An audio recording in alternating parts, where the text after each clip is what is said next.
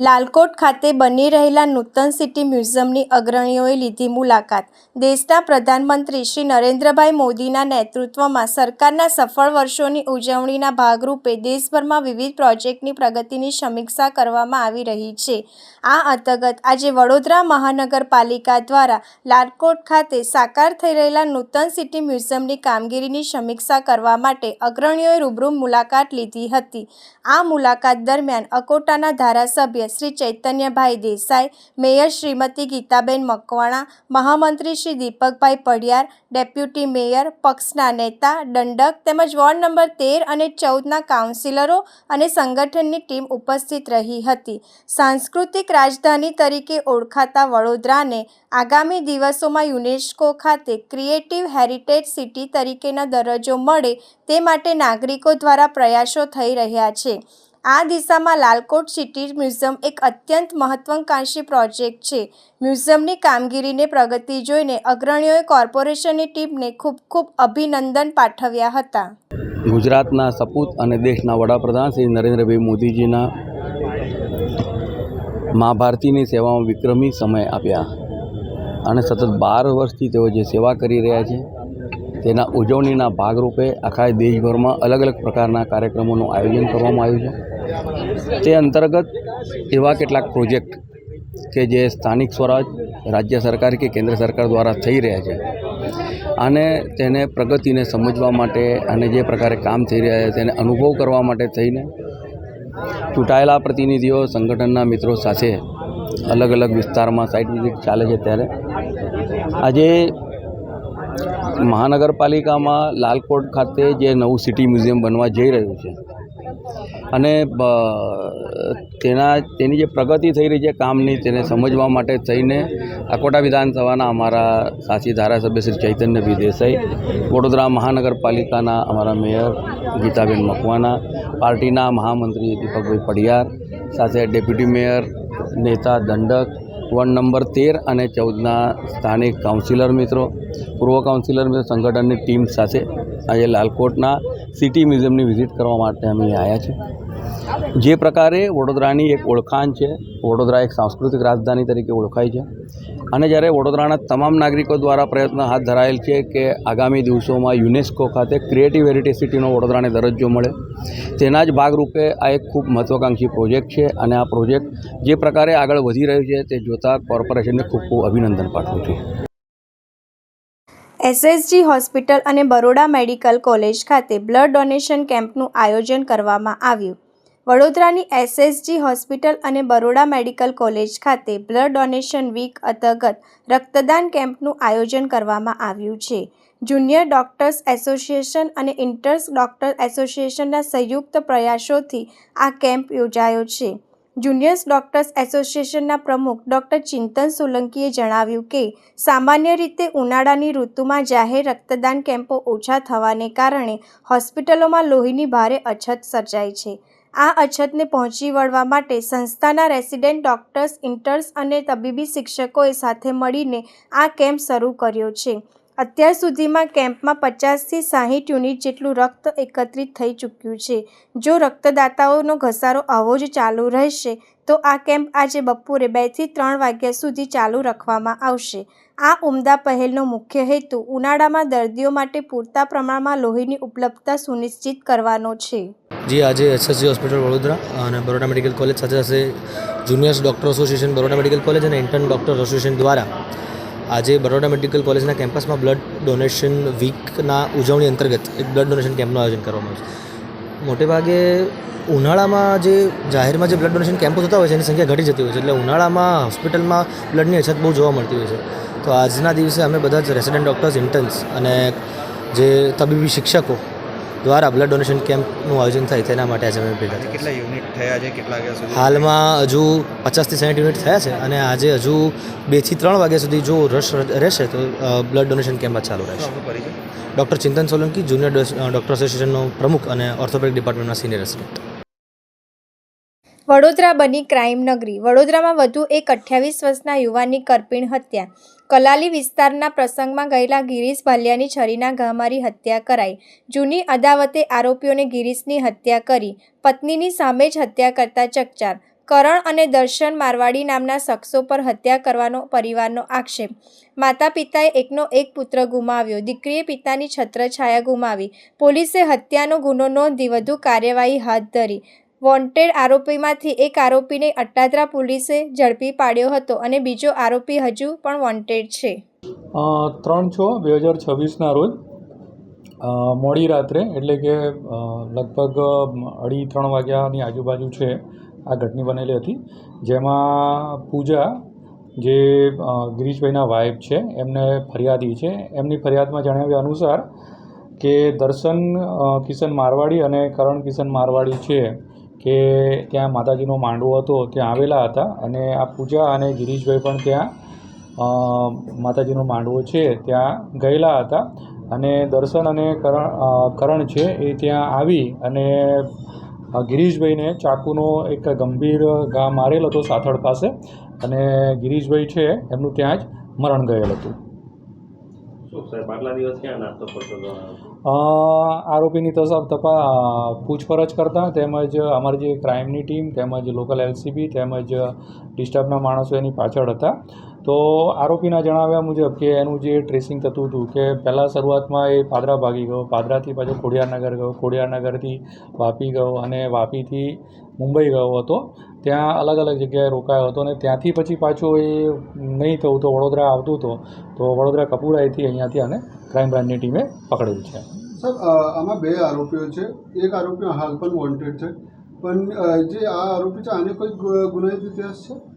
આ જે આરોપી છે દર્શન કિશન મારવાડી છે એના ઉપર અલગ અલગ પોલીસ સ્ટેશનમાં પ્રોહિબિશનના અલગ અલગ ગુનાઓ નોંધાયેલા છે. એટલે લિસ્ટેડ બુટલેગર છે? હા, લિસ્ટેડ બુટલેગર છે. જે દિવસ આને આ મર્ડર કર્યું એ દિવસે નશાની હાલતમાં હતો?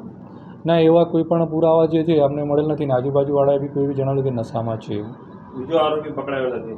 બીજો આરોપી છે આના જણાવ્યા મુજબ જે તે વખતે છે સુરત ઉતરી ગયો છે અને મારો રોલ નથી, હું પોલીસમાં હાજર થઈશ કે પોલીસમાં જઈશ એ રીતે કરીને ત્યાંથી ગયો છે.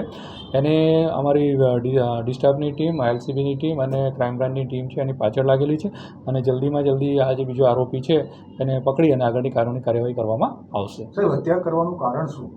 હત્યા કરવાનું કારણ એવું છે કે 29/4 આ લોકો આમના કોઈક દહેગામમાં સગા સંબંધીને ત્યાં લગ્નમાં ગયેલા હતા અને ત્યાં લગ્નમાં જતાં આ પૂજાબેન છે અને આ દર્શન છે એની વચ્ચે કોઈક બન્યું છે કે કંઈક છેડતી કરી છે દર્શને આ પૂજાની છેડતી કરી હતી અને તે વખતે ત્યાં પણ ખાસી બોલાચાલી થઈ હતી અને એ પછી અહીંયા આવીને આ લોકોનો સમાજ છે, સમાજમાં આ દર્શનને આ લોકોએ માફી મંગાવડાવી હતી અને એમાં એનું અપમાન થયેલું હોય એવું લાગતું હોય એની અદાવત રાખી અને એણે જે તે દિવસે આ ગિરીશ છે એની હત્યા નિપજાવી છે.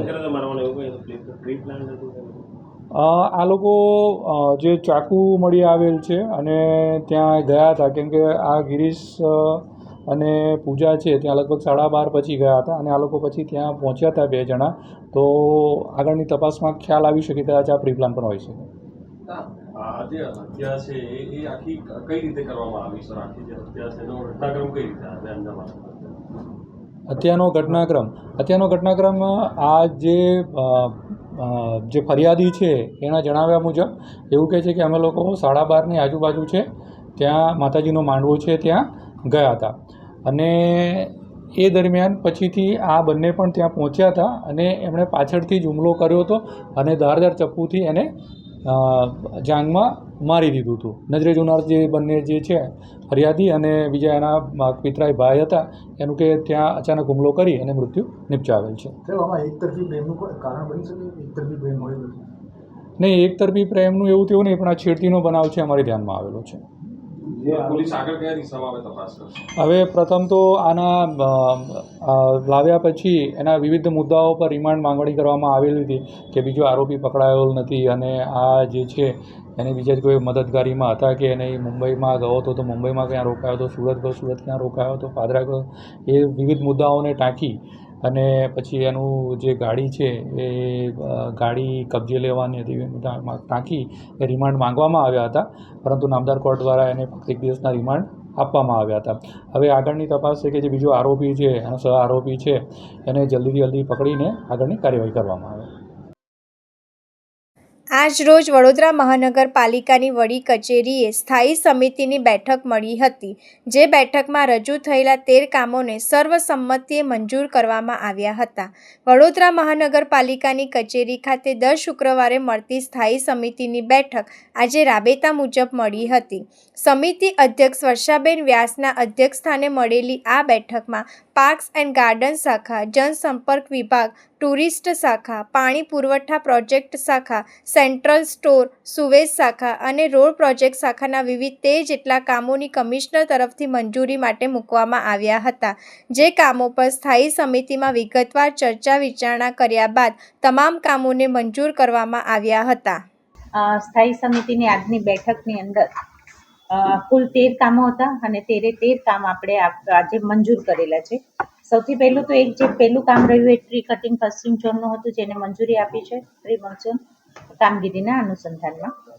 રિધમ કન્સલ્ટિંગ દ્વારા એક 67C અંદર જે જૂની નળિકા બદલાવાનું જે હતું એને પણ મંજૂરી આપી છે. એ ઉપરાંત સરકારી કલ્યાણ યોજનાઓમાં લોકો સુધી બહોળા પ્રમાણમાં આ સેવાકીય લાભ મળે એ માટે થઈને આપણે વડોદરા મહાનગરપાલિકા આના સંદર્ભમાં એક કેમ્પ, સેવા સેતુ કેમ્પ જે યોજાતો હોય છે, જન કલ્યાણ શિબિર. આ શિબિરની અંદર પણ જે કંઈ નાનો મોટો ખર્ચ થાય એ કમિશનરશ્રીને સત્તા સોંપેલી છે, જેથી જન કલ્યાણ યોજનાઓ લોકો સુધી પહોંચી શકે. એ ઉપરાંત ચોથું કામ જે રહ્યું પંડિત દીનદયાલજીનું, કે જે ભાડાની રાહત માંગેલી હતી એ આપણે આપેલી છે.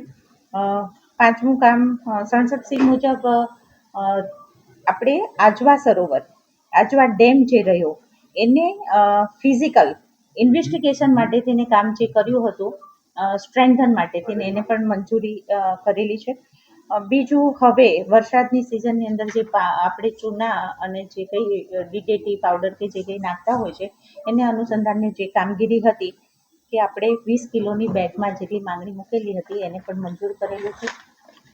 સુએઝ પંપ માટે થઈને આ કામગીરી અત્યારે પણ આપણા પ્રી મોન્સૂનની અગત્યતા હોવાથી દરેક 7, 8, 9 અને 10 દરેક ઝોનની અંદર સુએજ પંપ જે આવેલા છે એના ઓપરેશન અને મેન્ટેનન્સ 3 વર્ષ માટેનો ઇજારો જે હતો એને મંજૂર કરેલો છે.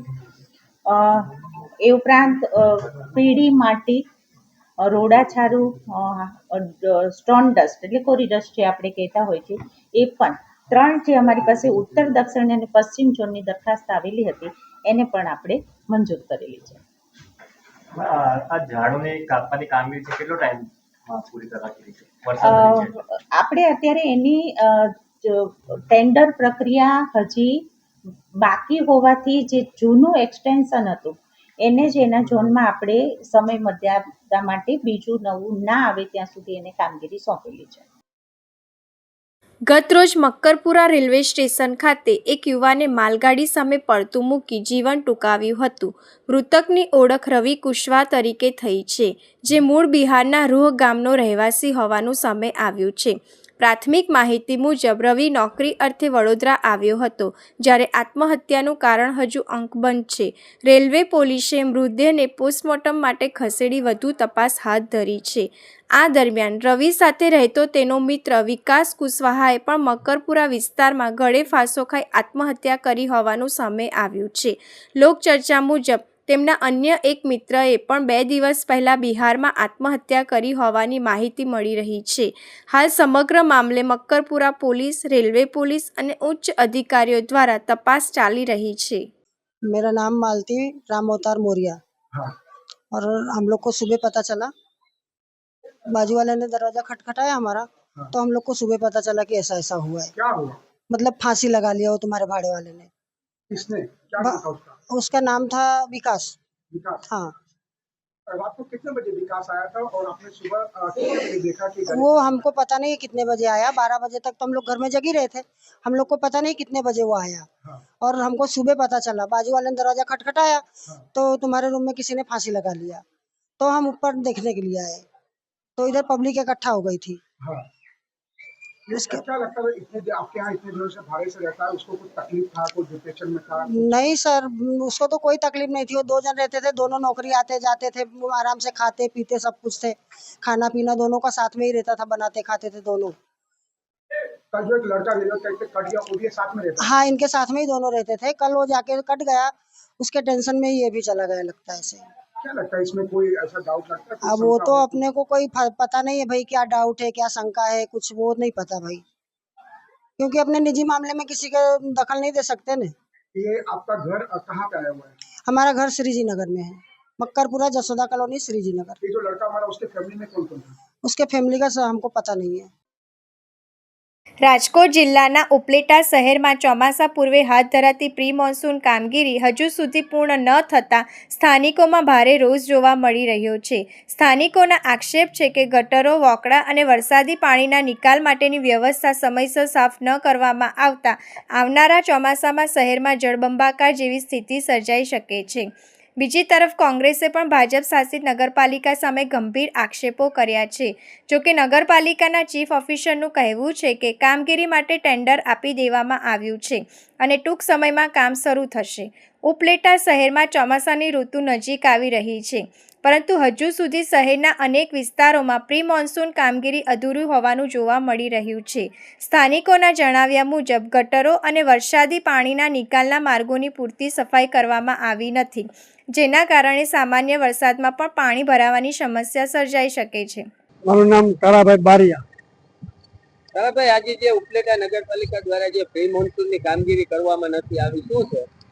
પ્રી મોન્સૂનની કામગીરી કરવામાં નથી આવી, એ નગરપાલિકાના બધા જે હોદ્દેદારો છે એની મોટી બધી જવાબદારી છે।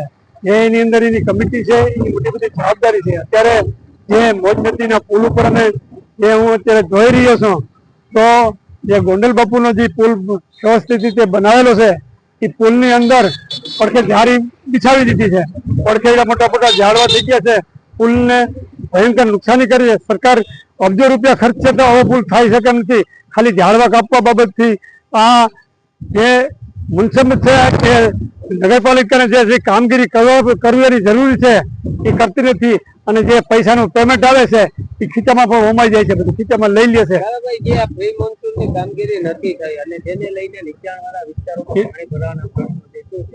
પાણી ભરાવાના નીચાના પ્રશ્ન એ છે કે જ્યાં ત્યાં કચરા બધા નાખી દીધા છે, અમુક ઝાડ બધા ગાંડા બાવરના ઝાકરા બધા ઉભા થઈ પડ્યા છે, સફાઈ પૂરી થતી નથી, અને એ હિસાબે પાણી ભરાય છે। અને જે નબળા પાત્રમાં જે વર્ગના જે માણસો છે એનું ઘર નીચાણમાં હોય તો એના ઘરની અંદર આ જે વરસાદને હવે તૈયારીમાં છે, વરસાદ થાય તો આના ઘરની બધી બરબાદી થાય, એટલે માટે અમે જે આ લોકોને જે કામગીરી કરવાની છે એ વહેલી તકે જે કામગીરી કરે અને આ બધી સફાઈ વ્યવસ્થિત રીતે થાય એ બાબતનું મારું મોટું સ્થાનિકોનું કહેવું છે કે દર વર્ષે ચોમાસા પહેલાં નગરપાલિકા દ્વારા ગટરો, વોકળા અને પાણીના નિકાલની વ્યવસ્થાની સફાઈ કરવામાં આવે છે, પરંતુ આ વર્ષે હજુ સુધી અસરકારક કામગીરી જોવા મળી નથી, જેના કારણે લોકોમાં ચિંતા સાથે નારાજગી પણ જોવા મળી રહી છે। મારું નામ ખીમાભાઈ રબારી, ગામ ઉપલેટા। હું ઉપલેટાનો રહેવાસી છું। આજ રોજ જે આપણે ઉભા છીએ મોજ નદી, અમારો જીવદોરી સમય મોજ નદી છે, અને અત્યારે જે પ્રી મોન્સૂન કામગીરી થવી જોઈએ આ નગરપાલિકા દ્વારા, પરંતુ હજી સુધી કોઈ નગરપાલિકા દ્વારા ધ્યાન દોરવામાં આવતું નથી, કારણ કે હવે ચોમાસું નજીક આવી રહ્યું છે અને જે સાફ સફાઈ કરવી જોઈએ એ હજી થયેલ નથી, કારણ કે આ જે મોજ નદી છે એ અત્યારે પ્રદૂષિત થઈ ગઈ છે। એની અંદર કચરાના ઢગલા પડ્યા છે। બીજા નંબરમાં કે પાણીનો જે પ્રવાહ જતો હોય અને પ્રવાહને રોકતા જે બાવળિયા છે, ઝાકડા છે, આ નગરપાલિકા દ્વારા સાફ સફાઈ કરવી જોઈએ, પરંતુ નગરપાલિકાને અનેક વખત રજૂઆત કરવા છતાં નગરપાલિકામાં કોઈ જાતનો જવાબદારી આપતા નથી, અને જે કોન્ટ્રાક્ટરો આપેલા છે એ કોન્ટ્રાક્ટરો આમાં કઈ ધ્યાન આપતા નથી। જે આપણે જે નગરપાલિકાનો જે ઉભા છે ત્યાં અમારો મોજ નદીનો પુલ છે એને સાફ સફાઈ કરવાની જરૂર છે, કારણ કે મોટા મોટા ઝાડ થઈ ગયા છે, આ ડેમેજ થઈ ગયો છે પુલ એમ કે છે, પરંતુ થયો નથી। પરંતુ હવે જાજા સમયમાં આ પુલ એમ ફાટી જાય, કારણ કે આના મૂળિયા મોટા હોય ઝાડના, અને આને સાફ સફાઈ કરવી જોઈએ। અને બીજા નંબરમાં ગામના જે રોડ રસ્તાઓ છે એને પણ રિપેર કરો। ચોમાસું ને હવે 10 દિવસ જ બાકી છે, અને તાત્કાલિક જે ગામની અંદર જે પાણીનો નિકાલ થવો જોઈએ એ પણ નથી થયો। ફાંસીચડિયા રોડ ઉપર આપણે જતા જે હોકળો છે એને પણ સાફ સફાઈ કરવાની જરૂર છે, કારણ કે દ્વારકાધીશ સોસાયટી છે એ કમસે કમ 10,000 ની વસ્તી ધરાવતો એરિયો છે. એની અંદર જે ઝાડઝડી થઈ ગયા છે આ હોકળાની અંદર, એમાં પણ સાફ સફાઈ કરતા નથી. તો હવે ચોમાસું નજીક આવી રહ્યું છે અને અમારી દરખાસ્ત એ છે કે અમારા પુલ, અમારા ગટરું અને અમારી ગામની સેવા જે થવી એ કરો, અને અથવા જે અમારી મોજ નદી છે એને તાત્કાલિક ધોરણે બાવળિયા છે એને સાફ સફાઈ કરે અને જે કચરાના ઢગલા પડ્યા એને દૂર કરે. બસ આવી જ અમારી માંગણી છે. આ મામલે કોંગ્રેસે પણ ભાજપ શાસિત નગરપાલિકા સામે આક્ષેપો કર્યા છે. કોંગ્રેસના આગેવાનોનું કહેવું છે કે ચોમાસા પહેલાં જે કામગીરી પૂર્ણ થઈ જવી જોઈએ તે હજુ સુધી શરૂ પણ થઈ નથી, જેના કારણે વરસાદી સિઝનમાં શહેરના લોકોને મુશ્કેલીઓનો સામનો કરવો પડી શકે છે. કૃષ્ણકાંત ચોટાઈ, રાજકોટ જિલ્લા કોંગ્રેસ ઉપપ્રમુખ. ઉપલેટામાં હાલમાં વરસાદી વાતાવરણ ધીમે ધીમે જામતું જાય છે, ત્યારે જે વરસાદી પહેલાં પ્રી મોન્સૂનની કામગીરી કરવાની હોય છે એ કામગીરી બિલકુલ નગરપાલિકા દ્વારા કરવામાં આવેલ નથી. ફક્ત કાગળ ઉપર જ આ કામગીરી દેખાઈ રહી છે. ગ્રાન્ટો પણ આવી ગઈ છે. પ્રી મોન્સૂનની જે દર વર્ષે ગ્રાન્ટો આવે છે એ ગ્રાન્ટો પણ આવી ગઈ છે. એટલું જ નહીં, પણ જે ટેબલ વર્ક કરી અને આ ગ્રાન્ટને ભ્રષ્ટાચારના રૂપમાં પોતાના ખીચામાં કઈ રીતે આવી જાય એ માટેના પ્લાનિંગ થઈ રહ્યા છે. વિશ્વાસપાત્ર વર્તુળોમાંથી જાણવા મળ્યા મુજબ પ્રી મોન્સૂન કામગીરી માટે જે જેસીબી ભાડે રાખવામાં આવેલ છે એ 4,200 ઉપરાંતની કિંમત 1 કલાકના લેખે ભાડે રાખવામાં આવેલ છે, જ્યારે હકીકતમાં 900 થી 950 રૂપિયામાં ઉપલેટામાં ગમે એવું જેસીબી જોઈએ તો મળી જાય છે. જ્યારે નગરપાલિકાએ 4,200 ઉપરાંત પૈસા આપી અને ભાડે રાખ્યું છે. આ તો 3,000 રૂપિયા તો ખાલી ભાડામાં જ ફેરફાર છે. બાકી ખોટા કલાકો ચડાવી અને આખી નગરપાલિકાની જે ગ્રાન્ટ છે એ ચાઉં કરી જવાના પ્રયત્નો કરે છે. એની સામે પગલાં લેવા આવવા જોઈએ. ઉપલેટાની આજુબાજુથી 3 નદીઓ પસાર થાય છે, એને કારણે ઓખળા અને બીજી નાના ઓખળા ઉપલેટામાં વધારે પ્રમાણમાં છે, અને આ ઓખળામાં અસંખ્ય ગંદકી છે અને એમાં કચરો છે. એને તાત્કાલિક સાફ કરવી જરૂરી છે, પણ નગરપાલિકા આ બાબતે કોઈ ધ્યાન દેતી નથી. બીજી તરફ આક્ષેપો અંગે ઉપલેટા નગરપાલિકાના ચીફ ઓફિસરે જણાવ્યું હતું કે શહેરમાં રસ્તાઓ પર પડેલા ખાડાઓ પૂરવાની કામગીરી ચાલુ છે.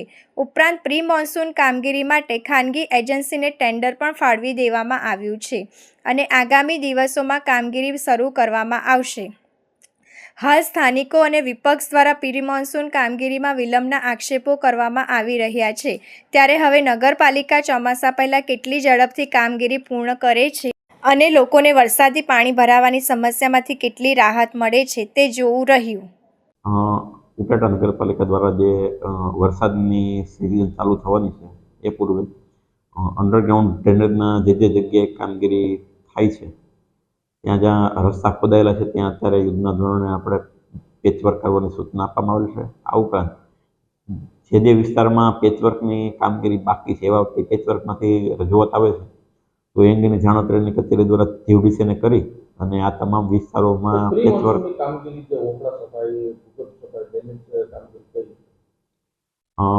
પ્રી મોન્સૂનની કામગીરી માટે એજન્સીના આજરોજ વર્ક ઓર્ડર આપવામાં આવશે.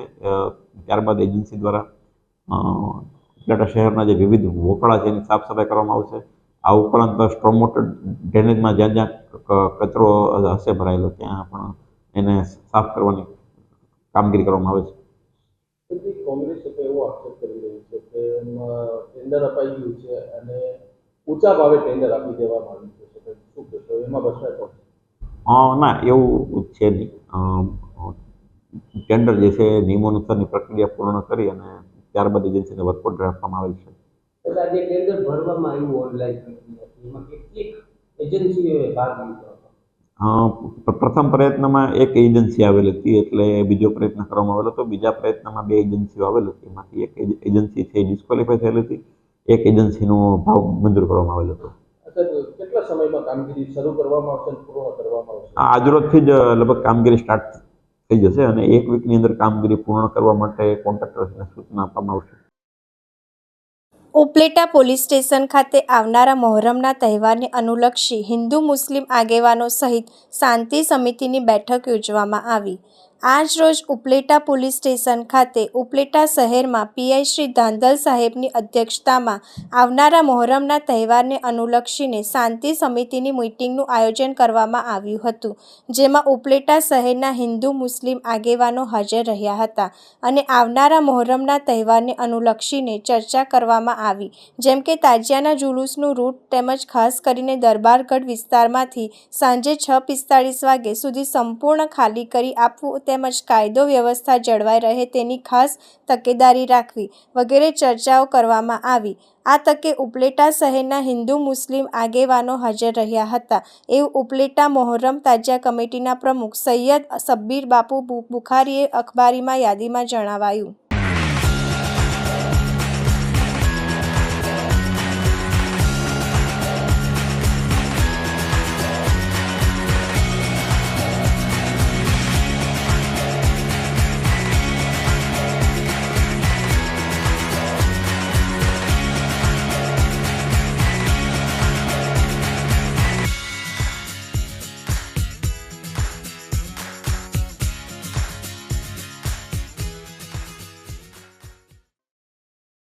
ભરૂચ જિલ્લા ભાજપ દ્વારા કેન્દ્રમાં નરેન્દ્ર મોદી સરકારના 12 વર્ષ પૂર્ણ થયાના ઉપલક્ષમાં મંત્રી પ્રફુલ્લ પાસેરિયાની ઉપસ્થિતિમાં મીડિયા સંવાદ યોજાયો। ભરૂચ જિલ્લા ભાજપ દ્વારા 12 વર્ષ નરેન્દ્ર મોદીના ઉપલક્ષમાં અંકલેશ્વર ખાતે પ્રભારી મંત્રીની ઉપસ્થિતિમાં મીડિયા સંવાદ યોજાયો હતો। કેન્દ્રની નરેન્દ્ર મોદી સરકારના સફળ અને યશસ્વી 12 વર્ષ પૂર્ણ થવાના ઉપલક્ષમાં ભરૂચ જિલ્લા ભારતીય જનતા પાર્ટી દ્વારા એક વિશેષ મીડિયા સંવાદ કાર્યક્રમનું આયોજન કરવામાં આવ્યું હતું। આ કાર્યક્રમનો મુખ્ય હેતુ સરકારની 12 વર્ષ વિશ્વાસ, વિકાસ અને જનકલ્યાણની ઐતિહાસિક સિદ્ધિઓને મીડિયાના માધ્યમથી જન સુધી પહોંચાડવાનો હતો। મીડિયા સંવાદ કાર્યક્રમ રાજ્યના આરોગ્ય અને ભરૂચ જિલ્લા પ્રભારી મંત્રી પ્રફુલ્લ પાનસેરિયાના અધ્યક્ષ સ્થાને યોજાયો હતો, જેમાં જળ સંપત્તિ મંત્રી ઈશ્વરસિંહ પટેલ, જિલ્લા ભાજપ પ્રમુખ પ્રકાશ મોદી, જિલ્લા પંચાયત પ્રમુખ ડિમ્પલબેન રાજ, ભરૂચના ધારાસભ્ય રમેશ મિસ્ત્રી, ઝઘડિયાના ધારાસભ્ય રીતેશ વસાવા ઉપસ્થિત રહ્યા હતા। કાર્યક્રમ દરમિયાન ઉપસ્થિત મહાનુભાવોએ પત્રકારો સાથે સીધો સંવાદ સાધ્યો હતો। પ્રભારી મંત્રીએ વડાપ્રધાન નરેન્દ્ર મોદીના નેતૃત્વમાં દેશે વિકાસની નવી ઊંચાઈઓ સર કરી છે। છેલ્લા 12 વર્ષોમાં વંચિતોને પ્રાધાન્ય, આર્થિક સમૃદ્ધિ, માળખાકીય સુવિધાનો વિકાસ અને જનકલ્યાણની અસંખ્ય યોજનાઓ થકી નાગરિકોનો વિશ્વાસ જીતવામાં સરકાર સફળ રહી છે, જે અંગે પત્રકારોને વિસ્તારથી માહિતી આપી હતી। દેશના ચારેય ખૂણા કાશ્મીરથી કન્યાકુમારી અને ગુજરાતથી આસામ સુધી આજે નરેન્દ્ર મોદીના નેતૃત્વમાં વિકાસ પથ પર આગળ વધી રહ્યું હોવાનું પ્રભારી મંત્રીએ અતિ ગર્વભેર જણાવ્યું હતું। આ મીડિયા સંવાદમાં ભરૂચ, અંકલેશ્વર સહિત જિલ્લાના પ્રિન્ટ, ડિજિટલ અને ઇલેક્ટ્રોનિક મીડિયાના પત્રકારો મોટી સંખ્યામાં હાજર રહ્યા હતા। તમામ પત્રકારોને સરકારની વિવિધ યોજનાઓ અને સિદ્ધિઓથી વિગતવાર માહિતગાર કરવામાં આવ્યા હતા। ત્યારે અમારી ટીમ ભારતીય જનતા પાર્ટી દ્વારા પણ આ યોજનાઓ, આ શાસનને આવકારીએ છીએ। એમના આ શાસનને વધુ પ્રબળ બને એમ આપણા જિલ્લાના અંત્યોદય સુધી તમામ લોકોને આ યોજનાનો લાભ મળી રહ્યો છે। જે વંચિત હશે, કદાચ જેમની પાસે એ ખ્યાલ નહીં તો એને આ યોજનાનો લાભ અપાવવા માટે અમે પ્રયાસ કરશું। આપશો આભાર। આખા દેશની અંદર આદરણીય લોકપ્રિય વડાપ્રધાન આપણા નરેન્દ્રભાઈ દ્વારા 12 વર્ષ પૂર્ણ કરીને સૌથી વધુ વડાપ્રધાન તરીકેની સેવા આપવાનો જેમને મોકો પ્રાપ્ત થયો છે, એ ખુશી છે પૂરા ભારતની અંદર। આજે 12 વર્ષ પૂર્ણના અને એક રેકોર્ડ સાથે જ્યારે સેવા આપી રહ્યા છે ત્યારે એમની ઉજવણી દરેક ગામ સુધી કરવામાં આવે છે। અને યોજનાઓ સફળતા કેમ પ્રાપ્ત થઈ, આ યોજનાઓ વગેરેથી ભારત સમૃદ્ધ બન્યું છે। ભારત એક નવી દિશા તરફ જઈ રહ્યું છે, સ્વાવલંબન ભારત છે। એ ભારત આજે છે કે દુનિયાના નકશા પર, દુનિયાના દેશોમાં ભારતીયતાની સંસ્કૃતિ, ભારત એક સમૃદ્ધ રાષ્ટ્ર તરફ જઈ રહ્યું છે। ભારત એક વિશ્વાસુ દેશ છે। આ શાસનથી એ પ્રસ્થાપિત કર્યું છે। આદરણીય નરેન્દ્રભાઈ મોદી સાહેબે ગરીબો માટે, ખેડૂતો માટે, મહિલાઓ માટે અને યુવાનો માટે અનેક યોજનાઓ લાવી ઘર ઘર સુધી આ યોજનાનો અમલીકરણ કર્યું. કાશ્મીરથી કન્યાકુમારી, ગુજરાતથી આસામ સુધી ચારેય દિશાઓ તરફ દરેક જાતિ, દરેક ધર્મ, દરેક જ્ઞાતિ પરિવારજન તરીકે સ્વીકારી અને એની સાથે એમને દરેક યોજનાનો લાભ મળે. જ્યુડિશિયલ દ્વારા અને ન્યાયિક રીતે દ્વારા જે કરતું એમાં સરકાર તો બીજું ન્યાયિક આધારિત હોય છે. એ નિર્ણય જ્યારે થશે ત્યારે ન્યાય આધારિત. એક વધુ પ્રશ્ન છે, સુરત અને બરોડામાં ડિમોલેશન જે સરકારને જાણ વગર કરવામાં આવ્યું, એમાં તમારું શું? જે ડિમોલેશન એ એક જે તે પ્રાઇવેટ તો ન કહી શકે પણ સંસ્થા છે. એસએમસી એટલે municipal corporation, Ahmedabad municipal corporation, Vadodara જે તે દબાણમાં આવતા હોય એ પ્રકારના એના નીતિ નિયમ પ્રમાણે કામગીરી કરતા હશે.